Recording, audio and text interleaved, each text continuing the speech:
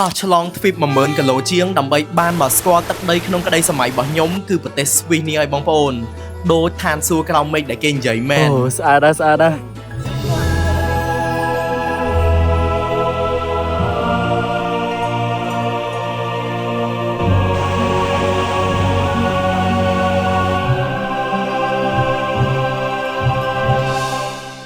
ខ្ញុំជឿថាឲ្យតែមានក្តីសម័យមិនថាត្រូវមកតាមវិធីណាទេត្រូវតាមមកដល់ឲ្យបានមកឃើញទេសភាពដែលគ្មានកន្លែងទាស់ស្អាតទោះត្រូវអង្គុយមើលផ្លិចបាយផ្លិចទឹកក៏នៅតែឃើញស្អាតដែរខ្ញុំមកនេះប៉ះចាំរដូវកាល Spring រដូវកាលផ្ការីកបងប្អូនផ្ការីកគ្រប់កន្លែងមិនថាផ្ការីកដែលគេដាំឬក៏ផ្ការីកដុះដោយធម្មជាតិទេ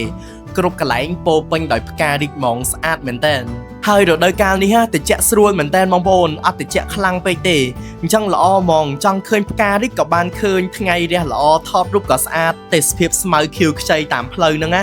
លាយជាមួយនឹងផ្កាលឿងហ្នឹងណាឃើញហើយត្រជាក់ភ្នែកហ្មងសំខាន់ទៅលេងស្វីសរដូវកាលនេះខ្ញុំនៅបានឃើញព្រិលដូចគ្នាព្រោះដោយសារបានឡើងទៅលេងលើភ្នំតកកធីតលេសតែម្ដងបកទៅថ្ងៃទី1នៅក្នុងប្រទេសស្វីសកន្លែងដែលខ្ញុំបានមកស្គាល់ដំបូងហ្នឹងគឺជាទីក្រុង Lucerne មកដល់ Lucerne នេះកន្លែងដែលល្បីជាងគេគឺជាស្ពានឈើឆាលផែលនេះឯងបងប្អូនខ្ញុំអត់មានចាប់អារម្មណ៍ស្ពាននេះហ្មងណាបងប្អូនខ្ញុំចាប់អារម្មណ៍ទឹកបឹងនៅខាងក្រោមស្ពានណាថ្លាខៀវស្អាតមែនតើរោសារ៉ាមកគ្រាប់អត់មានហ្មងស្ពានឈើឆាលផែលនេះត្រូវបានសាងសង់ឡើងតាំងពីឆ្នាំ1333ហើយជាប់ជាស្ពានឈើដែលចាស់ជាងគេនៅអឺរ៉ុបតែម្ដងបងប្អូនហើយស្ពាននេះក៏ធ្លាប់ត្រូវបានឆេះម្ដងដែរកាលពីឆ្នាំ1993រួចហើយក៏ត្រូវបានជួសជុលហើយបើកឲ្យដំណើរការវិញធម្មតាអញ្ចឹងនៅពេលដែលបងប្អូនទៅដល់ហើយចង់ដឹងពីប្រវត្តិនៃស្ពាននឹងបន្ថែមបងប្អូនអាចអាននៅលើគំនូរដែលគេគូរនៅលើស្ពាននឹងបានក្រៅពីស្ពានឆាលផែលនៅម្ដុំនឹងមាន store shopping អីវ៉ាន់ brand ច្រើនមែនតើជាពិសេសដោយបងប្អូនបានដឹងហើយថា brand នាឡិកាធំលំដាប់ពិភពលោកគឺចេញពីប្រទេសស្វីសតែម្ដងខ្ញុំប្រាប់ tip មួយបងប្អូននៅពេលដែលបងប្អូនចូលក្នុងហាងនាឡិកាហើយឃើញថានាឡិកាថ្លៃពេកបងប្អូនខ្ជិលទិញអីណាបងប្អូនអាចដើរមកខាងក្រៅទៅមើលទេសភាពនៅខាងក្រៅដូចខ្ញុំបានព្រោះទេសភាពនៅស្វីសកន្លែងណាក៏ស្អាតដែរអញ្ចឹងបងប្អូនចង់អង្គុយកន្លែងណាមើលទេសភាពក៏ស្រស់ស្រាយដែរអញ្ចឹងទៅដល់ស្វីសហើយចេញពីក្រុងមួយចូលក្រុងមួយយើងដើរមើលឲ្យអស់ថាក្រុងមួយហ្នឹងគេមានអីស្អាតខ្លះហើយគេរស់នៅបែបម៉េចខ្លះអញ្ចឹងណាចូលមកដល់ព្រឹកថ្ងៃទី2គ្រាន់តែបងប្អូនមើលតែ outfit ហ្នឹងក៏ដឹងថាខ្ញុំទៅណាដែរបាទគឺទៅញ៉ាំ breakfast អញ្ចឹងញ៉ាំ breakfast ហើយគឺយើងបន្តដំណើរទៅកាន់ភ្នំតកក Titlis មកដល់ station ដំបូងដែលយើងត្រូវឡើងទៅលើភ្នំ Titlis ហ្នឹងគឺយើងត្រូវទៅយកសំបុត្រសិនបងប្អូនសំបុត្រគឺ guide ទិញឲ្យយើងរួចហើយបន្ទាប់ពីបានសំបុត្រហើយយើងត្រូវយកសំបុត្រហ្នឹងទៅ scan នៅតាមច្រកចូលដើម្បីឡើងជិះកន្ត្រកខ្សែកាបឡើងទៅលើភ្នំតែម្ដងកន្ត្រកខ្សែកាបយើងត្រូវជិះដល់ទៅ3តង់បងប្អូនតង់ទី1និងតង់ទី2ជិះកន្ត្រកខ្សែកាបតូចទេដល់តង់ទី3បើយើងជិះកន្ត្រកខ្សែកាប360ដឺក្រេបងប្អូនធំខ្លាំងមែនតើ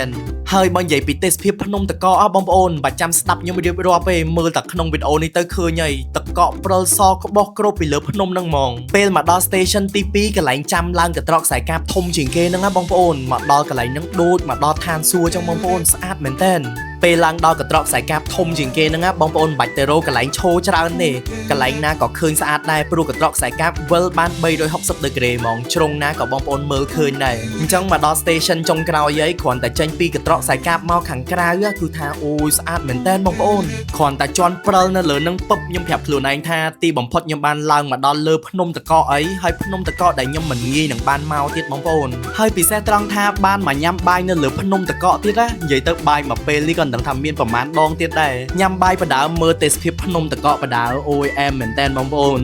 បន្ទាប់ពីបាយថ្ងៃនៅលើភ្នំតកកហើយអត់ចាំយូរទេគឺយើងជិះកន្ត្រកខ្សែកាបចុះមកខាងក្រោមវិញបន្តដំណើរទៅកាន់ទីក្រុងថ្មីមួយទៀតគឺជាទីក្រុង Interlaken បងប្អូនចង់អួតបងប្អូនថាផ្លូវទៅ Interlaken នេះគឺថាស្អាតខ្លាំងជាងកន្លែងមុនទៀតបងប្អូនស្អាតខ្លាំងមែនតើជាពិសេសទឹកបឹងទឹកទន្លេនៅតាមផ្លូវហ្នឹងគឺថាខៀវសង្ងាត់ដូចទឹកសមុទ្រចឹងបងប្អូនជិះពី Lucerne ទៅ Interlaken 1 ម៉ោងជាងហ្នឹងគឺថាខ្ញុំអត់គេងហ្មងបងប្អូនរត់ពីឆ្វេងទៅស្ដាំពីស្ដាំទៅឆ្វេងមើលទេសភាពសុទ្ធហ្មងអាឡែងតែឆ្លេឆ្លាលើឡានហ្នឹងពលឡានយកហ្មងបាទឥឡូវមកអង្គុយអែបតកង់មើលទេសភាពពីមុខវិញ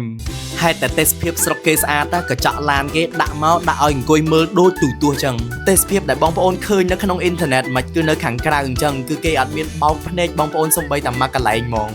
មកដល់ហើយស្វាគមន៍មកកាន់ទីក្រុង Interlaken មកដល់ទីក្រុង Interlaken ហើយខ្ញុំជឿថាបើសិនជាបងប្អូនបានមកដល់ដែរអីដែលចាប់អារម្មណ៍មុនគេហ្នឹងគឺផ្កាធូលីបដុះតាមផ្លូវហ្នឹងហ្មងច្រើនមែនតើនៅ Interlaken នេះមិនត្រឹមតែមានទេសភាពស្អាតទេតែពេលមកដល់គឺថាផ្លូវចិត្តយើងល្អមែនតើល្អបែបម៉េចគឺថាការរស់នៅរបស់គេហ្នឹងគឺថាស្ងប់ស្ងាត់ហើយគេរស់នៅបែបជាគេហ្មងណាមើលប្រជាជនគេនៅហ្នឹងគេជិះតាកង់ហើយនឹងកូនឡានតូចៗទៅធ្វើការទេអត់សូវឃើញមានឡានទំនើបទេតែចាយលុយវិញថ្លៃញាក់បងប្អូនហើយភ្ញៀវទេសចរដែលគេមកដើរលេងនៅក្រុងហ្នឹងគឺគេចូលចិត្តជិះអាទេសសេះឆ្វែលមើលទេសភាពក្នុងទីក្រុងគេហ្នឹងហ្មងបានថាចូលមកដល់ទីក្រុងគេមួយណាគឺថាធ្វើឲ្យយើងមានអារម្មណ៍ថាស្រឡាញ់ខ្លាំងទៅហ្មងណាប្រជាជនគេនៅណេះម៉ោង7 8យប់អីហ្នឹងគឺគេស្ងាត់អស់ហើយចូលផ្ទះអស់ហើយតែមើលមេឃទៅនៅបើកថ្ងៃហាលកៅបានធម្មតាទេដូចខ្ញុំអញ្ចឹងមកដល់ប្រទេសស្វីសនេះក៏មិនដឹងថាត្រូវទៅណាដែរព្រោះវាក្រយប់ពេកព្រោះមនុស្សចូលចិត្តតែដើរយប់ទីក្រុងគេនៅស្វីសនេះតូចទេអញ្ចឹងបងប្អូនចង់ទៅណា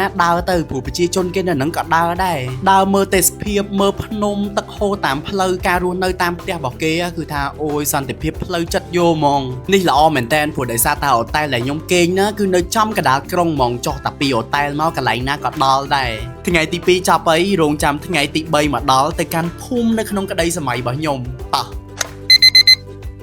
មកដល់ហើយភូមិ Grindelwald ដែលជាភូមិនៅក្នុងរឿង K-drama ដ៏ល្បីប្រហែលជាបងប្អូនស្គាល់ហើយ Crash Landing on You ដែលតួប្រុសមួយតួស្រីមួយនៅកូរ៉េខាងជើងមួយនៅកូរ៉េខាងត្បូងហ្នឹងណាដល់ពេលមកជួបគ្នានៅស្វីសនេះឯងបាទកន្លែងនេះល្បីខ្លាំងមែនតើល្បីដោយសាររឿងហ្នឹងតែម្ដងបងប្អូនហើយរឿងហ្នឹងបើថាកន្លែងហ្នឹងទេសភាពមិនស្អាតក៏គេមិនមកថតនៅហ្នឹងដែរជិះអាទេសភ្លើងពី Interlaken ទៅ Grindelwald យើងចំណាយពេលប្រហែលជា40នាទីបងប្អូនទៅដល់ប្រទេសស្វីសជិះអាទេសភ្លើងនេះមួយគឺជារឿងដែលបងប្អូនមិនគួររំលងដាច់ខាតព្រោះជាអាទេសភ្លើងនៅប្រទេសស្វីសនេះគឺបងប្អូនអាចមើលទេសភាពបានស្អាតមែនទែនបងប្អូនអាចបើកប្អួយបានដើម្បីមើលទេសភាពទៅខាងក្រៅអញ្ចឹងគឺថាឃើញទេសភាពនឹងភ្នែកទទេរបស់យើងហ្មងរដូវកាលនេះភូមិនេះគឺថាស្មៅដុះខៀវសង្ងាត់ហ្មងបងប្អូនតែបើថាពេលរដូវកាលព្រិលធ្លាក់វិញ